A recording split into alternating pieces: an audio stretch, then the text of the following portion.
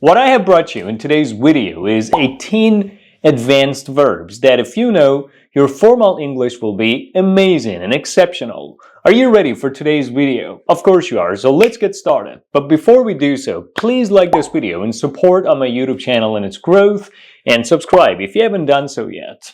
So let's get started. The first verb that you need to learn to improve your knowledge of formal English is the verb reiterate.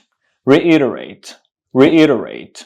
Reiterate. When you reiterate something, you try to repeat something in order to emphasize it or for further clarity and emphasis. So when you reiterate something, you repeat something with the purpose of emphasizing it or clarifying it. An example: by reiterating the importance of learning English, students can be constantly encouraged not to give up on it. By reiterating the importance of learning English, students can be constantly encouraged not to give up on it. By reiterating the importance of learning English, students can be constantly encouraged not to give up on it, which means if you repeat the importance of learning English with the purpose of emphasizing the importance of learning this language, then students will get constantly encouraged to learn English, keep learning English, and to never give up on it, no matter how difficult the process of learning it might be. The second advanced verb that you may have seen before is the verb acknowledge. Acknowledge. Acknowledge. Acknowledge. What is the meaning of acknowledge? What do we mean when we use this verb? To acknowledge something means to admit or recognize something. So, to admit or recognize something. He acknowledged the importance of learning English.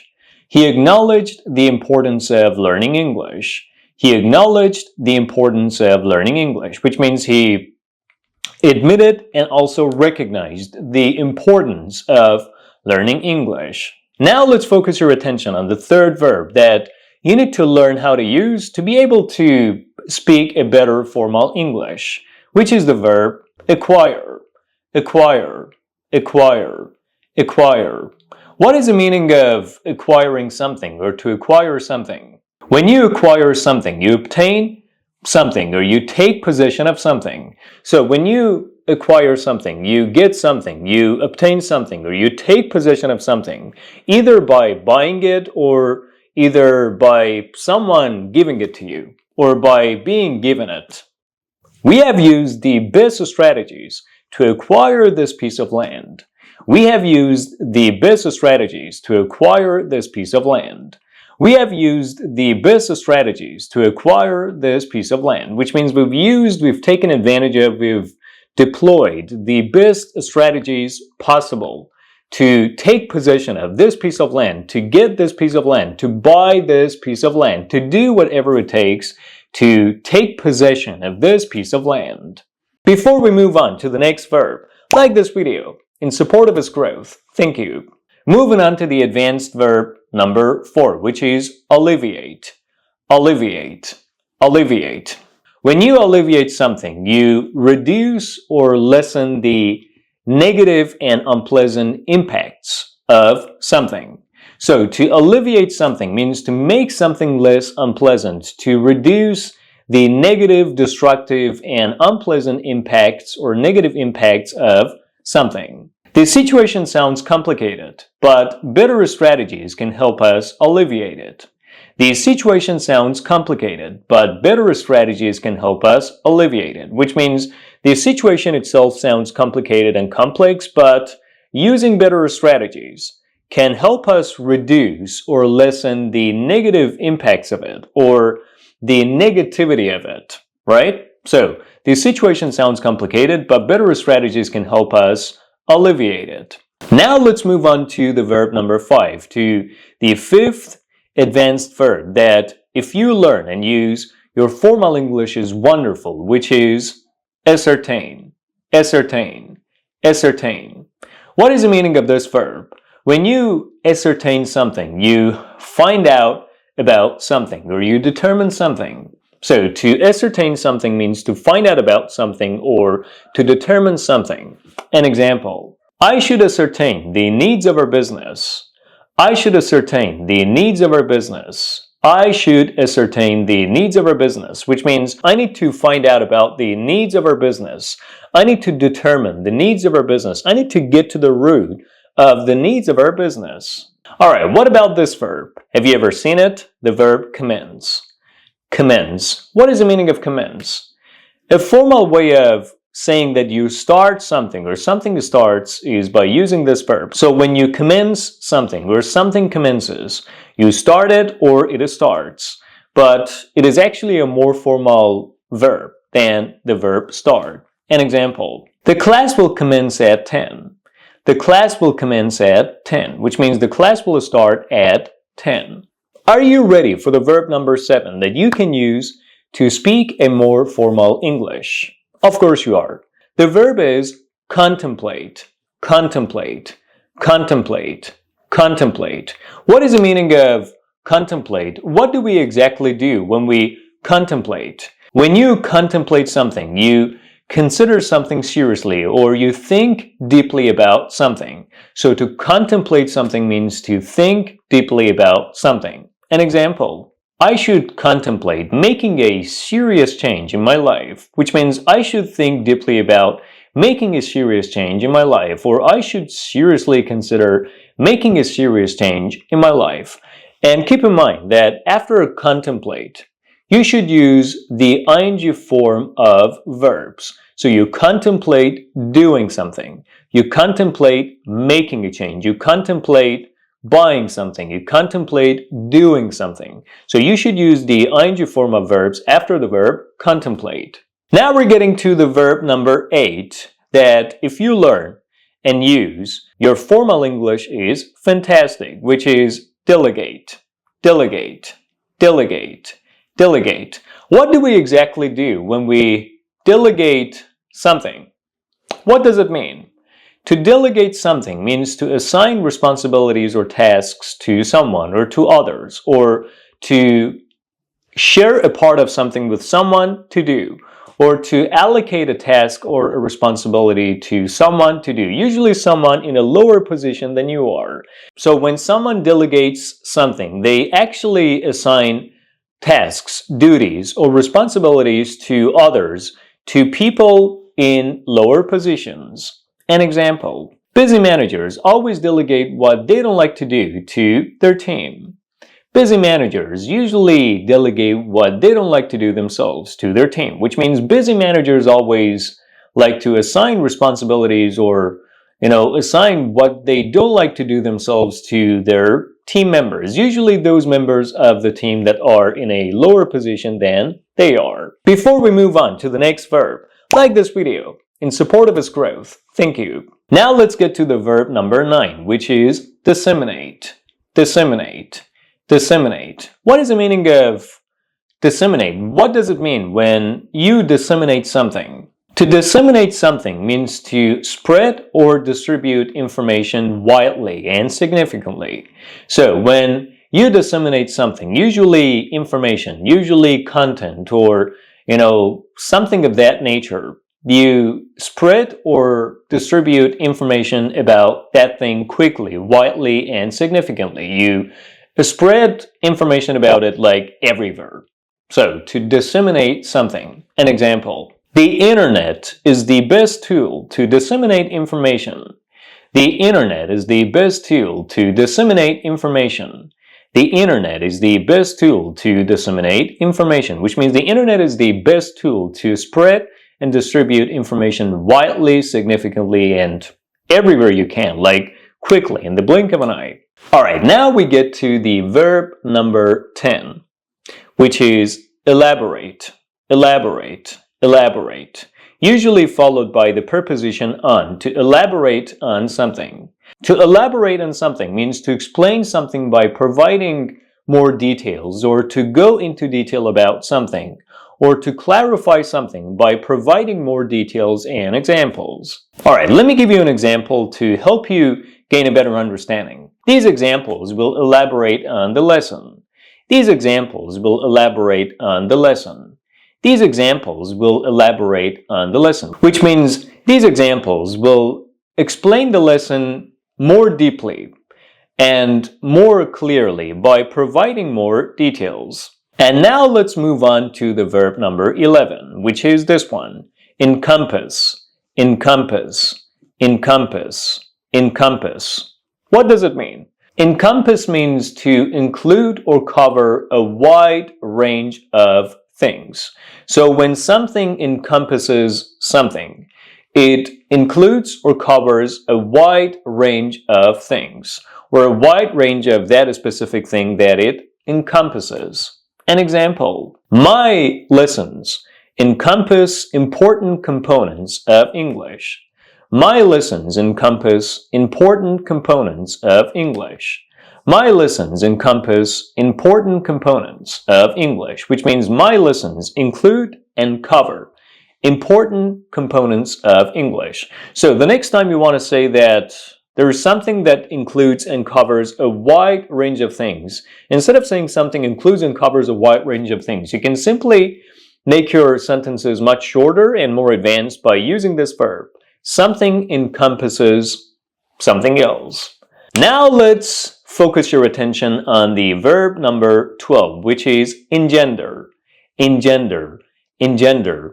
What does it mean? When something engenders something else, it causes something else, or it gives rise to something else, or it leads to or results in something else. So when one thing engenders something else, it leads to something else, it results in something else, it causes something else.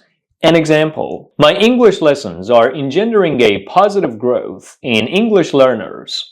My English lessons are engendering a positive growth in English learners, which means my English lessons are leading to a positive growth in English learners, or they are resulting in or contributing to a positive growth in English learners. Now we have our verb number 13, the 13th verb of today's video, which is enumerate.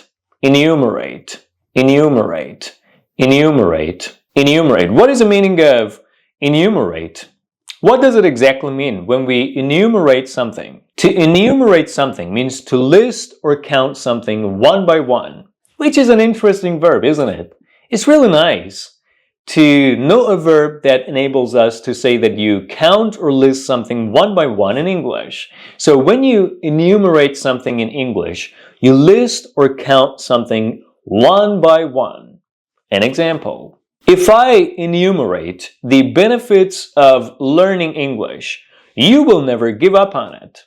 If I enumerate the benefits of learning English, you will never give up on it. If I enumerate the benefits of learning English, you will never give up on it. Which means if I count or list the benefits of learning English one by one, you will never give up on it. Before we move on to the next verb, like this video in support of its growth. Thank you. Now let's proceed to the verb number 14, which is exacerbate. Exacerbate. Exacerbate. Exacerbate. What does it mean when we exacerbate something?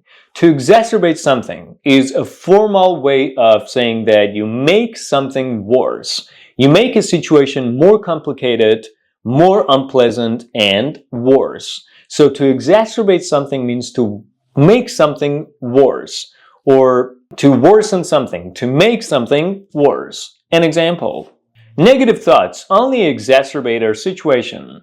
Negative thoughts only exacerbate our situation, which means negative thoughts only make our situation worse, only complicate our situation and make our situation more unpleasant.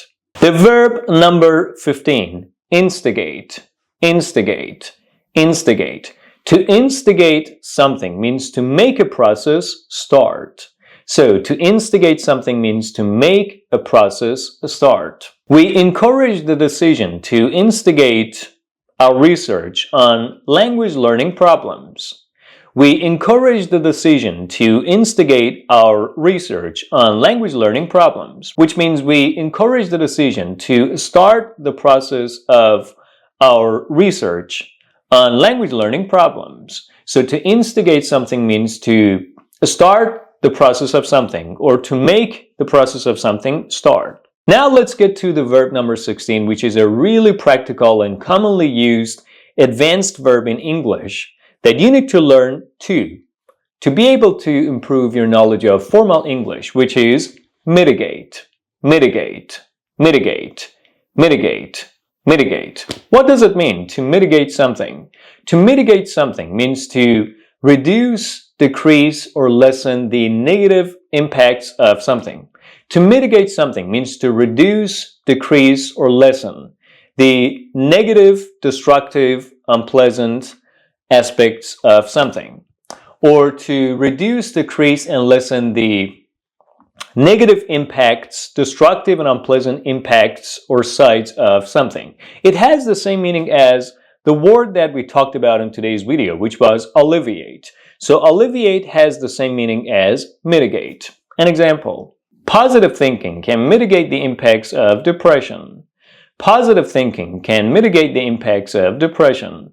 Positive thinking can mitigate the impacts of depression, which means positive thinking can lessen, decrease, or reduce the negative impacts or aspects of depression. The verb number 17 is waiting for you, which is scrutinize, scrutinize, scrutinize, scrutinize. To scrutinize something means to examine or inspect something carefully, thoroughly, and completely. So when someone scrutinizes something, they inspect or examine something carefully, completely, thoroughly, and accurately. So to scrutinize something means to examine or inspect something carefully, thoroughly, and accurately.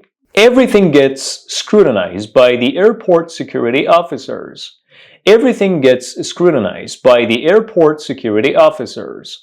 Everything gets scrutinized by the airport security officers, which means everything gets carefully, thoroughly, completely, and accurately examined and inspected by the airport security officers. And finally, we get to the last verb of today's video, the verb number 18, the advanced verb number 18 that you need to learn to improve your knowledge of formal English, which is to substantiate, substantiate, substantiate something, substantiate, substantiate. What is the meaning of substantiate? It's a nice word, isn't it? It sounds cool. Wow, to substantiate something.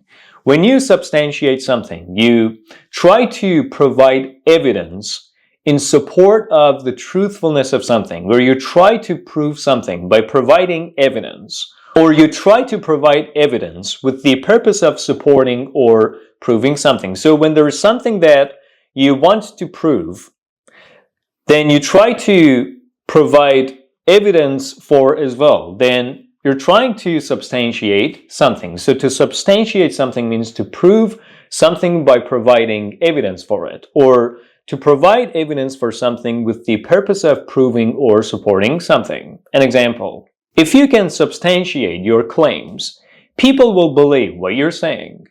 If you can substantiate your claims, people will believe what you're saying. If you can substantiate your claims, people will believe what you're saying. That's about it, guys. So in today's lesson, you had the opportunity to learn 18 advanced English verbs that if you use, you can improve your knowledge of formal English. I hope you enjoyed watching today's video. Now I kindly want you to like this video in support of its growth, subscribe if you haven't done so yet, and leave some positive comments down below to fill this guy, your favorite YouTube English teacher, with the energy and the fuel he needs to keep making these videos for you. I'll be back soon.